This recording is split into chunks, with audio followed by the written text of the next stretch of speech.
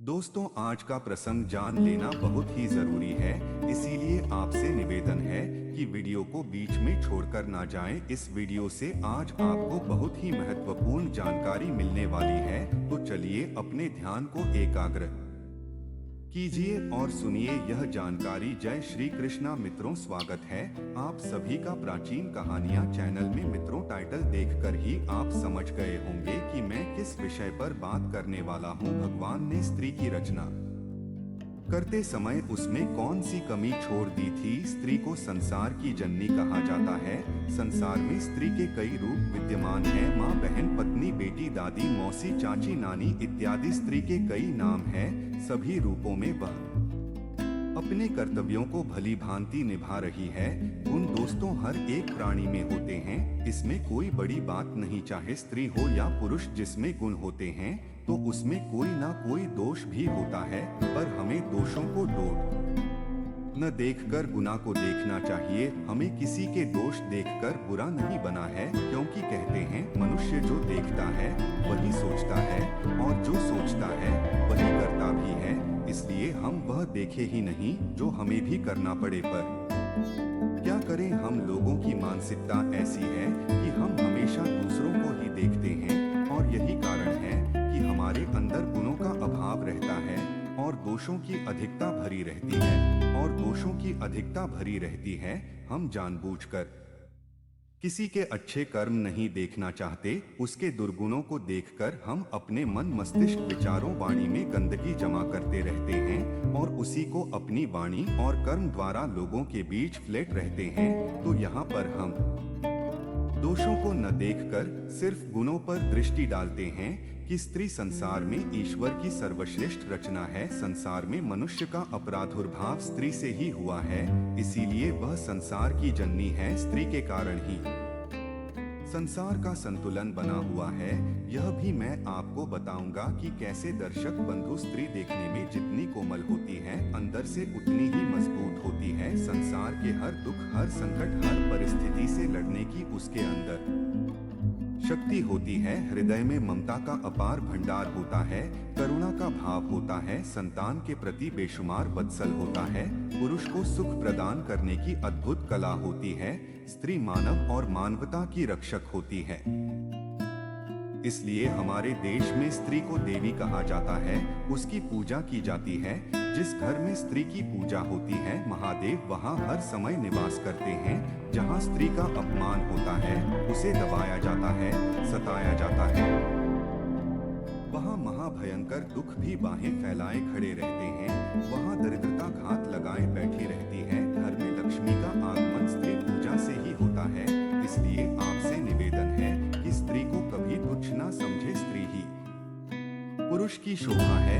एक लकड़ी पत्थर से बनने वाला घर तब तक घर नहीं बनता जब तक उसमें स्त्री का निवास ना हो। स्त्री को गृहिणी इसीलिए कहा गया है, उसके आने पर ही घर बनता है।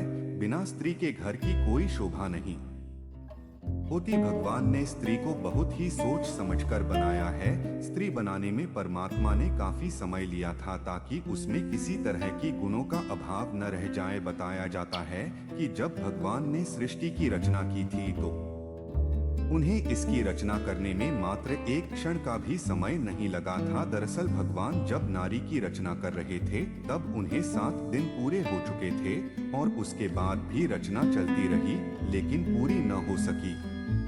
अभी यह अधूरी थी।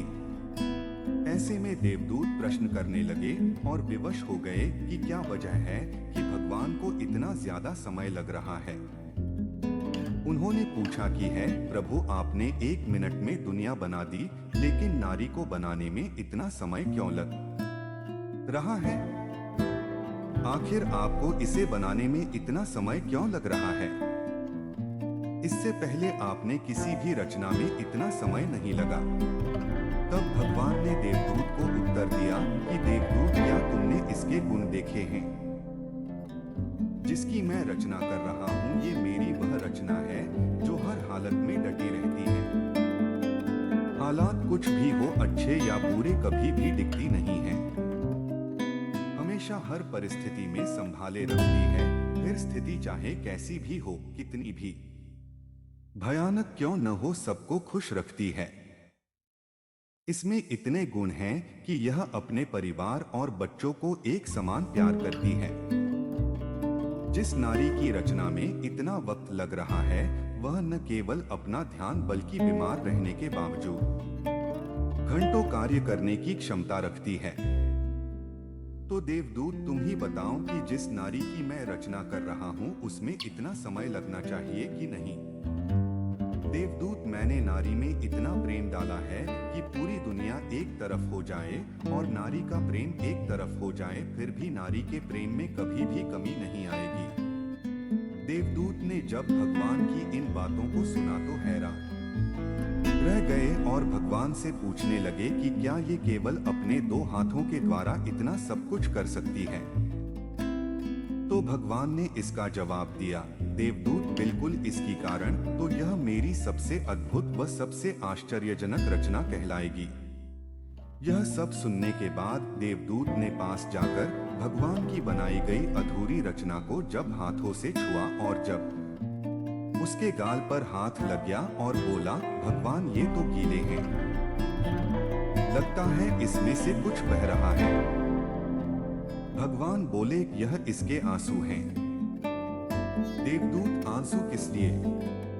भगवान बोले, यह भी इसकी ताकत है।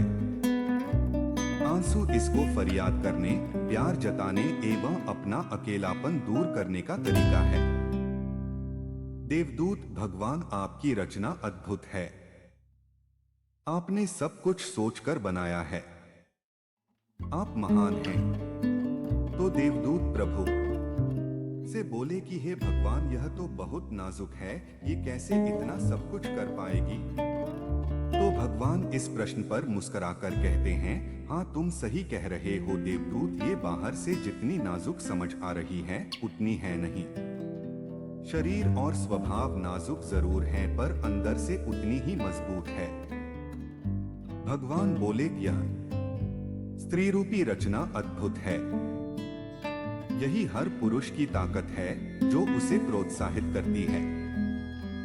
वे सभी को खुश देखकर खुश रहती हैं, हर परिस्थिति में हंसती रहती हैं। उसे जो चाहिए वह लड़कर भी ले सकती है।